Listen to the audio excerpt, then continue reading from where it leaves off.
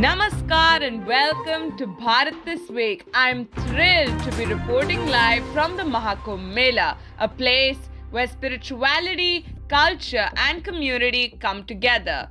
As I walk along the ghats and meet the people here, I'm reminded of the power of faith and the beauty of India's diversity.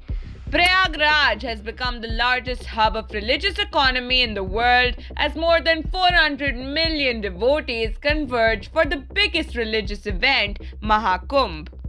In a serene display of faith and devotion, more than 23 million devotees took a holy dip on the third Shahi Snan of Mahakumbh as of 12 p.m. on Monday. On the auspicious occasion of Basant Panchami's Amrit Snan, the total number of devotees who have taken the dip in the Ganga since the start of Mahakumbh has surpassed 400 million. With few days remaining in the Mahakumbh, the total count is expected to exceed 500 million. Now let's shift our focus from the spiritual fervor of Prayagraj to the key developments shaping the nation this week from studio. The Bharatiya Janata Party, led by Prime Minister Narendra Modi, has registered a historic victory in the Delhi state election, securing power in the region for the first time in nearly 3 decades. The BJP won 48 out of 70 seats, dealing a major blow to the Aam Aadmi Party, which was reduced to just 22 seats. In a stunning defeat, AAP Supreme Arvind Kejriwal and former Deputy Chief Minister Manish Sisodia both lost their seats. The Congress, once a dominant force in Delhi, failed to win a single seat for the third consecutive time, with most of its candidates losing their deposits.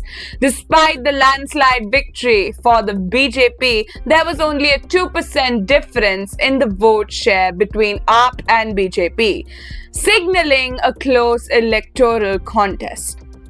Prime Minister Narendra Modi is set to visit the United States on February 12th and 13th, marking his first official meeting with President Donald Trump since Trump's return to the Oval Office. Their discussion will focus on trade, tariffs, and economic and defense cooperation between the two nations. Meanwhile, a U.S. military aircraft carrying 104 deported Indian nationals landed in Amritsar on Wednesday afternoon. Among them, 30 were from Punjab and 33 from Gujarat. Reports indicate that at least 15 each from Punjab and Gujarat were detained at the Mexico-US border, illegally attempting to enter the US amid stricter border control policies under President Trump's administration. In a major business development, Chinese fast fashion retailer Shein has re-entered the Indian market nearly 5 years after his ban. This comeback has been made possible through a partnership with Reliance Retail, which has launched Shein as a standalone app, with products now being manufactured in India for both domestic and international markets. Ending on a high note for Indian sports, India's U19 women's cricket team delivered a sensational victory, thrashing South Africa by 9 wickets in the final to win in the women's Under-19 T20 World Cup for the second time in a row.